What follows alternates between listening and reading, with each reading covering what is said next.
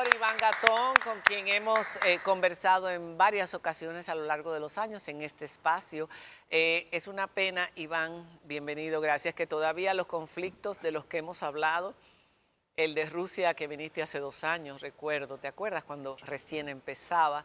El de Rusia con Ucrania y el conflicto que se ha desatado el año pasado entre Israel y la Franja de Gaza, Hamas sobre todo, sigan vigentes. Y ahora vemos en el Ecuador otro conflicto, o sea, el mundo está movidito. Sí, eso es, la geopolítica nos muestra de que los seres humanos no cambian su esencia. De hecho, hay un libro que tuve la oportunidad de releer, porque lo leí cuando era muy muchacho. Entonces se llama Los viajes de Gulliver, Sí. de Jonathan Swift. Las aventuras de Gulliver. Y es un libro que se publica en 1723. Y Jonathan Swift ubica a Gulliver en un reino donde no hay guerras. Entonces, las personas, los que están allí, que mandan, le dicen, hey, pero tú pareces humano. Y los humanos, que se llaman yahoos, como Yahoo, pero yahoos, son avariciosos, son violentos y queremos hacerte la prueba. Y entonces dice el que lo está examinando, yo quiero que me expliques el por qué ustedes, los sacerdotes que tú me dices que son elegidos por su sabiduría y por su bondad, a final del camino he descubierto que no es así, que los congresistas no son elegidos por el amor a la patria, porque por lo que he podido revisar, no es así. Y cuando miro la historia de la cual tú me has hablado, lo que veo es que la perfidia, la traición, la codicia, El ansia de poder, se suman para provocar baños de sangre a través de la violencia. Estamos hablando del principios del siglo XVIII, pero algo que me llamó poderosamente la atención es que le preguntan, ¿y de qué manera tú eliges a un líder? Mario Vargas Llosa, que ha leído el libro, por supuesto, hizo una serie para la radio peruana y en esa relación o síntesis que hace Vargas Llosa ahí explica en la narración, se explica en la narración, que la forma en la cual Gulliver dice que se elige al líder de la siguiente manera, que el que le anda más detrás y que tiene que lamerle las posaderas 3 veces al día, oh Dios, estamos hablando de hace 3 siglos. de ahí viene la expresión española, Ese es quien, que no la voy a mencionar. Ese es a quien la gente termina eligiendo como líder. Ajá. Entonces, Gulliver, que ya se la ha llevado, le dice, no, mire, nosotros elegimos a los líderes por sus cualidades, es decir, sabiduría, valentía, amor a la patria. Oh, le dice, pero me falta algo, y es saber si tú eres violento. En tu pueblo, ¿por cuál razón cometerían un acto de violencia? Y le dice Gulliver, mira, esos son los humanos que les gusta pelear por cualquier insignificancia. Por lo único que nosotros vamos a una guerra es por defender a aquellos que no tienen manera de salvar a su pueblo de la opresión del más fuerte. El mundo no ha cambiado. Tenemos escenarios distintos. Así es. Y todo lo que María Cela venías planteando, en pleno siglo XXI, decir que en Gaza hay un promedio de 250 muertos diarios. Hoy vi una foto de 4 niños que me quería morir. No sé cómo ponen eso en las redes sociales. en el Twitter de Palestina Hoy, que es la cuenta que yo sigo. Es terrible ver esa imagen. Pero del otro lado, que un movimiento como Hamas, que en su momento estuvo apoyado por el propio Benjamín Netanyahu, Sí, porque era la forma de dividir a la Organización de la Liberación Palestina de Yasser Arafat, cometa las atrocidades que hizo, oiga, y que el complejo militar industrial, muy bien, gracias, está muy sonriente. no, pero hay muchas cosas Vamos un día a hablar otra vez de esto porque todavía nadie ha explicado en Israel cómo fue que la inteligencia israelí pudo haber dejado pasar un plan que tenía tantos meses orquestándose con incluso ensayos y grabaciones que hicieron de cómo iban a realizarlo todo, cuando ellos son los más enterados del mundo de todas las maneras posibles. Además tienen incursiones y lo sabemos. Pero bueno, ese es otro tema. Vamos a hablar de República Dominicana, vamos a hablar de la tierra, de la Hispaniola,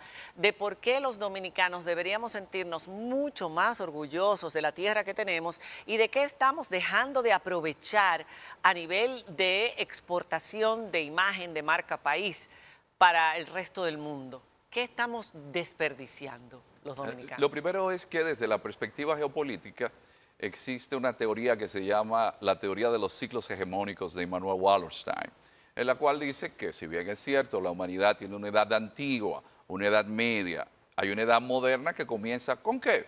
Con el descubrimiento o el encuentro con América. Entonces, ¿qué sucede? Nosotros hemos perdido de vista que todo lo que es la hegemonía occidental o europea en el resto del planeta, que visto desde la perspectiva del gran historiador británico Arnold Toynbee, en el futuro se tendrá que estudiar cómo fue que Occidente impactó culturalmente en el resto del planeta. Pero ¿dónde comienza todo eso? Todo eso empezó ¿dónde? Aquí en la Española. La gente pasa por alto que esta isla, que en latín se escribe Hispaniola, es donde en la ciudad de Santo Domingo, por ejemplo, usted ve el Alcázar de Colón. Pero el Alcázar de Colón es la primera fortaleza de América.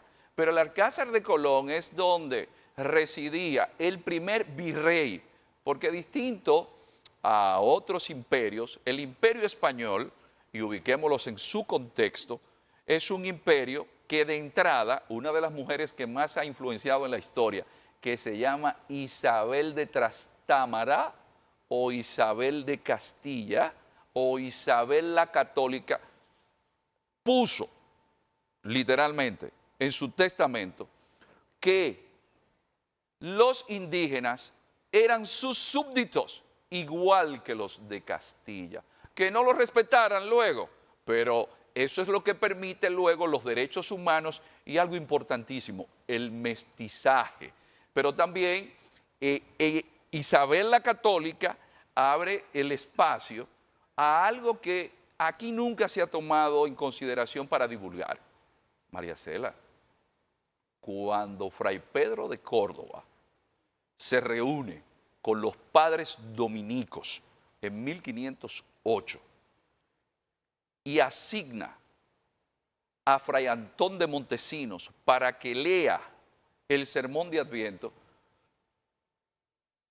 tenemos el discurso más importante del cristianismo después del sermón de Adviento o del sermón de la montaña de Cristo. ¿Por qué? Sí. Porque en la visión aristotélica se justificaba la esclavitud.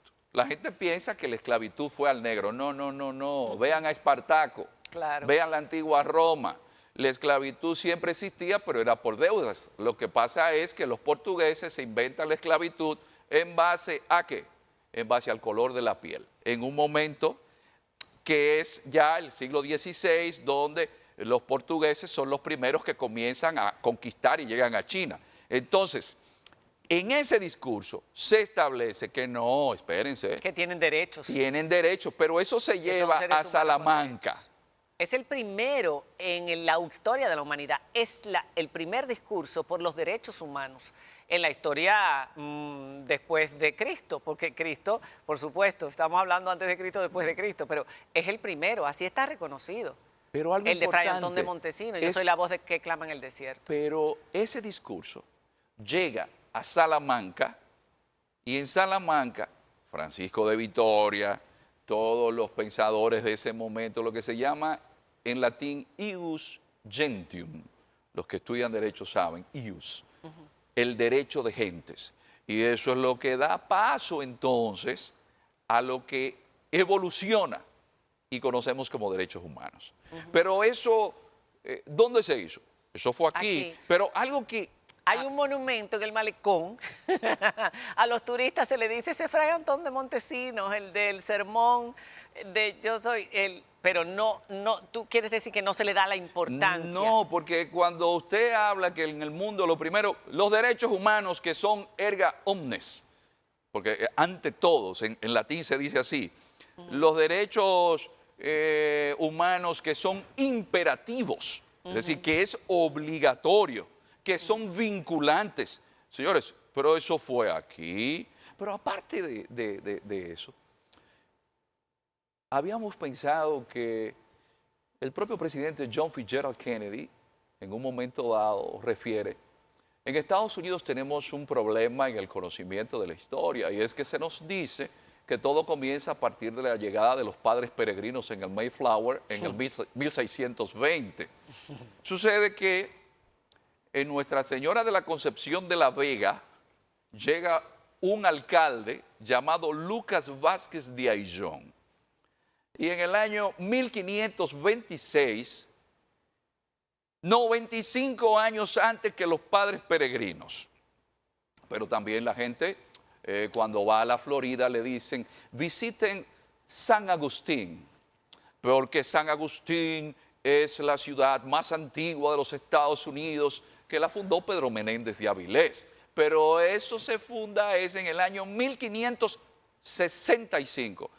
Pero el alcalde mayor de La Vega, con jurisdicción, me perdonan los santiagueros, porque Santiago pertenecía a La Vega y Puerto Plata también, sale con una flota, con varios barcos, con sacerdotes, y funda en la bahía de Chesapeake en 1526 desde Puerto Plata, San Miguel de Guadalupe.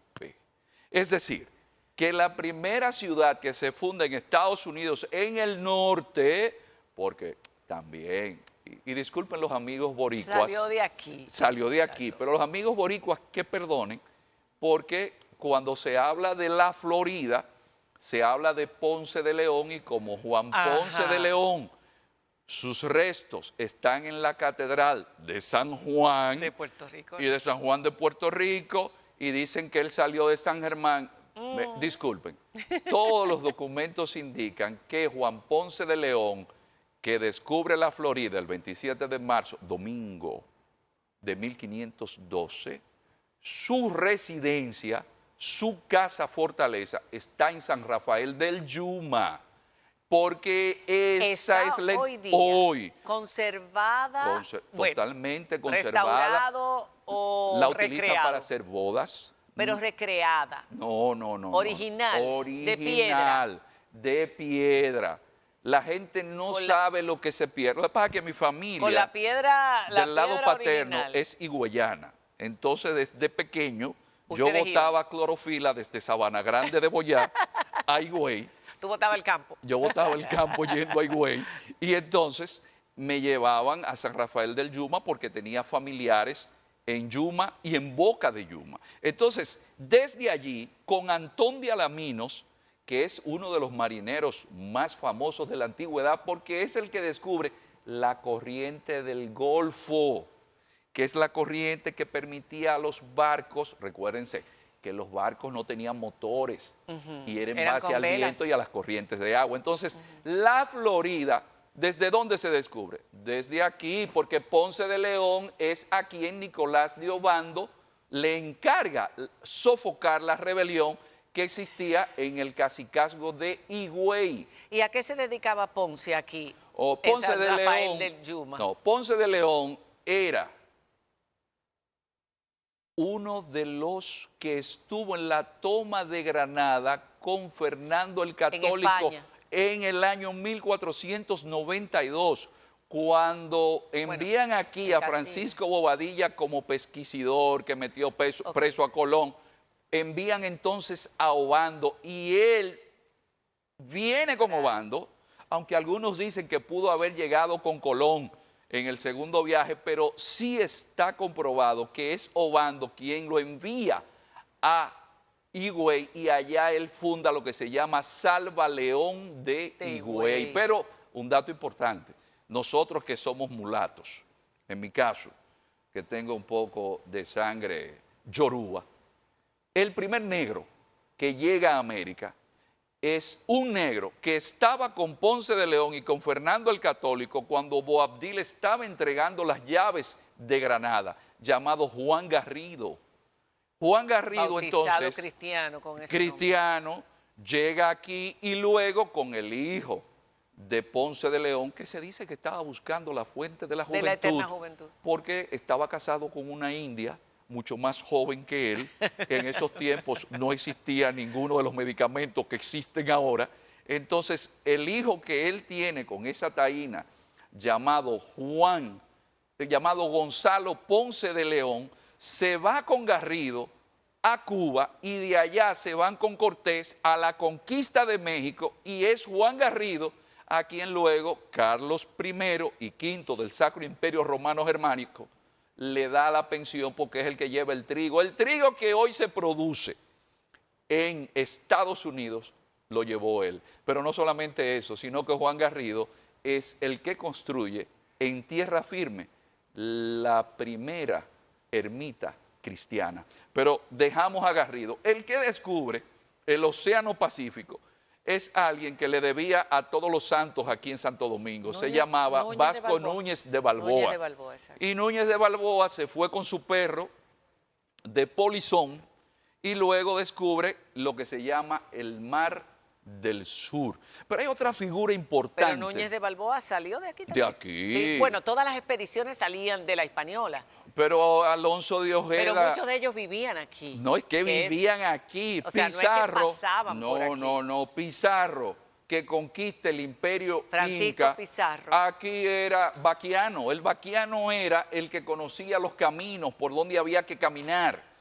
Y el que descubre las Islas Galápagos es nada más y nada menos que Fray Tomás Berlanga, que era sacerdote dominico aquí, y es el que trae los plátanos de las Canarias, porque era un botánico. Eso que a nosotros nos gusta tanto, las musáceas, de hecho en México se le llama plátano dominico. Dominico, ¿por qué? Por los padres dominicos. El dominicano conoce su zona colonial, sobre todo los capitaleños y todos aquellos que han venido del interior y van y visitan la zona colonial y toman su tour y además estudian, porque nosotros estudiamos nuestra zona colonial, nuestra historia, conocemos el acueducto, bueno, el alcantarillado, no lo conocemos, no hemos andado por ahí a pie, pero sabemos que es el mejor que tiene este país y que nunca se ha inundado la zona precisamente por el encofrado, el tamaño que tiene, la amplitud, pero además conocemos nuestras primicias, la catedral, la primera calle de piedra, la primera casa de piedra, etcétera, el primer reloj de sol, todo eso. Pero realmente estamos conscientes o están los historiadores dominicanos o han creado el concepto de tierra de primicias y de importancia en la creación de ese concepto que tú estás desarrollando aquí y que dices que nos serviría muchísimo más a los dominicanos a nivel internacional? Lo que sucede es que... Porque tú tienes una forma de ver lo que yo no lo había visto antes. Que hay algo que debe darnos pena, porque la historia no es pasado, la historia es futuro. De la historia es donde nosotros tenemos la base para evaluar lo que se ha hecho mal y lo que se ha hecho bien. La historia es la que nos permite, a partir de que usted dice, hay un alcantarillado que se creó, ¿cuándo Obando? Estamos hablando de... Más de 500 años. De 500 años, donde la gente hace turismo, que camina por ahí. Hay alcantarillado sanitario de aquella época y que hoy nosotros, con toda la tecnología del mundo, pasemos la vergüenza de que Obando nos ponga en el espejo y nos diga, mira, 500 años después, lo que se hizo aquí se mantiene. Es que eso no se puede Entonces, hacer. que nosotros hablemos de que recibimos turistas, 10 pero millones. que el turismo sea de sol, arena y playa y que nosotros no podamos mostrarle al mundo, con hechos, con construcciones, y decirle, mire, ahí ese edificio que usted ve, que se llama el Alcázar de Colón, ahí vivió la primera mujer gobernante de América que se llamó María de Toledo. Aquí la gente que vive en Villa Consuelo es que sabe quién es María Toledo. Y cuidado. Los estudiantes. Y cuidado. Los estudiantes tú has encontrado en todas tus cátedras que tú has dado, que no saben quién era María de Toledo, que no saben quiénes eran las damas, por qué esa calle se llama Las Damas, por qué las primeras mujeres de la corte española llegaron aquí a esta tierra y vivían con ella en el Alcázar. Todo eso lo aprendimos nosotros, yo por lo menos lo aprendí en el colegio. Y aquí hoy en día en las escuelas no se está enseñando esto. Tú que andas por ahí dando clases en universidades y a muchos muchachos, tú notas que no tienen el conocimiento. Lo que a mí me preocupa es que si no tenemos un conocimiento de nuestra historia, eso es como cuando usted como persona ni siquiera sabe quiénes fueron sus abuelos. Usted no sabe bien ni siquiera sus padres de dónde vienen, usted anda desinteresado. ¿Y qué pasa? Pero has notado falta eso, de identidad. No, eso que te preguntaba es que yo. nosotros tenemos una falta de identidad terrible. Sobre todo en los últimos 30 años, 40 años, la educación, hoy en día, la educación ha ido de mal en peor. Pero hay algo. Porque antes era otra cosa. Yo que recorro, porque Tú lo sabes en tu pueblo. Sí, no, yo tengo que decirlo porque estoy recorriendo gran parte del país. El lunes estoy en las matas de Farfán. Exacto. Con los bachilleres, porque dije, no puedo seguir exclusivizado a nivel de maestría o fuera del país, donde yo veo a muchachos de bachillerato que yo le pregunto en Tamayo, a un grupo donde tengo casi todos los estudiantes de bachillerato, y no sabían, solamente uno sabía quién era Gregorio Luperón. Y eso es más reciente, que se aprendan un nombre en taíno, 500 años atrás. Pero ¿sabe qué sucede? Que hay una gran irresponsabilidad de parte, no solamente del sistema educativo, sino de los padres. ¿Por qué? Porque hemos dejado todo en manos del político o del profesor. Entonces se requiere, porque los políticos responden a las necesidades que presentan la gente. Y si los padres andan tan entretenidos que no pueden ni siquiera enseñarles a sus hijos quién era su abuelo, quién era su bisabuelo, eso fundamental, entonces no se puede hacer patria. La historia del siglo pasado es desconocida en este país. O sea, historia para nosotros reciente, que la vivimos y la vimos, pero las nuevas generaciones no conocen mucho de los héroes que tuvimos y que lucharon en la revolución y por la Constitución y por devolver al país. No conocen esa historia, que fue el otro día. Lo que yo sí puedo decirles, señores, es que las sociedades, y siempre lo digo, cambian en la medida en que cada uno de nosotros cambia. Y cuando usted cambia es porque dice, déjame yo colaborar. Si cada uno de nosotros se busca un libro de historia, nos buscamos a don Frank Moya Pons. Vamos a verlo. Nos buscamos a don Frank Moya Pons. Historia de la República Nos buscamos Dominicana. esto. Espérate, ve despacio para que la gente lo vea. La Ven. conquista vista para escépticos. La conquista de Esto, América contada para aquí escépticos. en este libro que dicen que Riquillo Juan hablaba inglés y hablaba alemán, aparte de que hablaba taíno y hablaba ¿Cómo? español. Eso es de un historiador. Inglés y alemán. Sí, eso lo Enriquillo. dice en este libro, dice de Enriquillo.